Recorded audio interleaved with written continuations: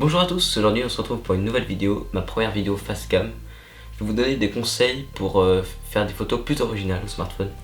Si vous avez plus envie d'être un monsieur tout le monde à prendre son téléphone et prendre en photo un lieu qu'il trouve joli et plus jamais regarder la photo, et ben moi je vais vous aider à faire des photos que vous regarderez souvent et donc vous serez vraiment fiers.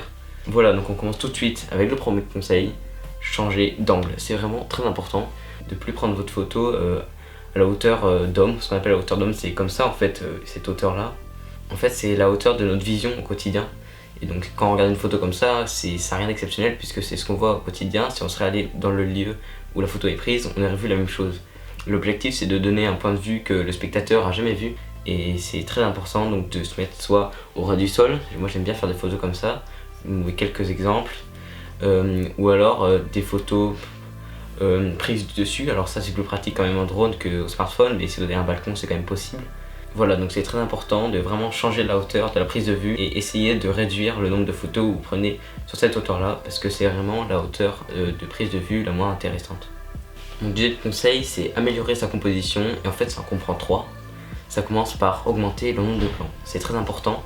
Dans une photo on a souvent l'habitude de prendre un élément, c'est l'élément qu'on veut prendre en photo. Mais en fait il faut amener cet élément avec d'autres éléments et pour une photo juste une chose ça ne suffit pas. Sauf pour des photos où on désire que ce soit sobre, par exemple un champ de neige avec juste une personne au milieu et ça c'est très joli et là c'est désiré. Mais sinon par exemple un château, au lieu de prendre juste une photo du château, vous allez en reprenant le conseil 1 vous mettre au ras du sol. Au premier plan vous aurez des graviers, au deuxième plan vous pouvez mettre par exemple une fontaine, la fontaine du château, et au troisième plan vous mettez le grand château et ça va vraiment amener votre sujet et ça va être beaucoup plus agréable au regard. Le deuxième point pour améliorer sa composition c'est chercher les petits détails intéressants dans votre lieu de shoot. Alors ça c'est quelque chose d'assez difficile, il faut vraiment le développer. Essayez de trouver des petites choses qu'on peut cacher ou alors qu'on peut au contraire mettre en évidence dans sa photo, qui vont vraiment ajouter quelque chose et qu'une personne random qui prend une photo n'aurait pas eu l'idée de prendre, et c'est ça aussi qui va faire la différence. Par exemple si vous allez à la Tour Eiffel, c'est intégrer à votre photo un lampadaire du 19e siècle et ça va vraiment ajouter un style vieux Paris à votre photo et c'est vraiment important. Des petits détails comme ça ajoutés dans votre photo qui vont vraiment changer la donne. Le dernier point pour améliorer sa composition, c'est utiliser les lignes directrices. C'est quelque chose que là non plus les gens normaux ne pensent pas le faire dans leurs photos, mais c'est très important. La manière la plus simple c'est d'utiliser une route, un chemin, quelque chose comme ça. Par exemple pour le château, l'allée, pour la montagne, un sentier, en ville, la route avec les lignes de la route. Toutes ces choses là qui vont vraiment ajouter une direction à votre photo, c'est vraiment important dans votre photo, ça va vraiment ajouter quelque chose. Ensuite, on arrête avec la composition et on passe à la lumière. C'est utiliser la lumière naturelle pour originaliser votre photo. Le meilleur exemple que je trouve comme ça, c'est l'église. C'est un lieu un peu contraignant parce que c'est un peu sombre, avec les vitraux ça fait une lumière bizarre.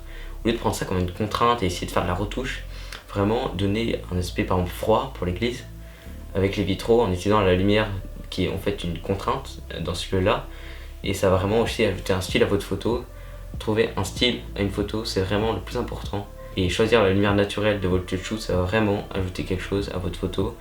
Attendre le moment parfait, alors ça c'est assez connu pour les photographes mais dans certains lieux il faut attendre un passant, quelque chose qui bouge, un oiseau, il faut vraiment être quelque chose qu'on ne peut pas contrôler et que quand ça arrive il faut prendre la photo parce que c'est à ce moment là que ce sera vraiment le plus beau et il faut prendre le courage d'attendre ce moment là et pas faire comme un passant normal qui prendrait sa photo comme ça sans attendre.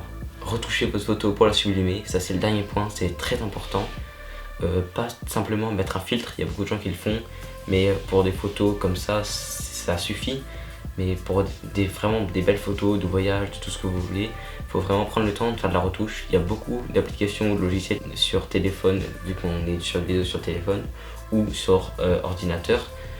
Et c'est vraiment très important. Alors sur téléphone, je connais Snapseed, Adobe Photoshop Express, c'est les deux que j'ai en tête là, mais c'est très important de surtout retravailler de la lumière. Le recadrage c'est important dans la retouche, mais vraiment pas que, c'est surtout la lumière qu'il faut travailler. Voilà, j'espère que tous ces conseils vont vous aider plus tard à faire des photos plus originales.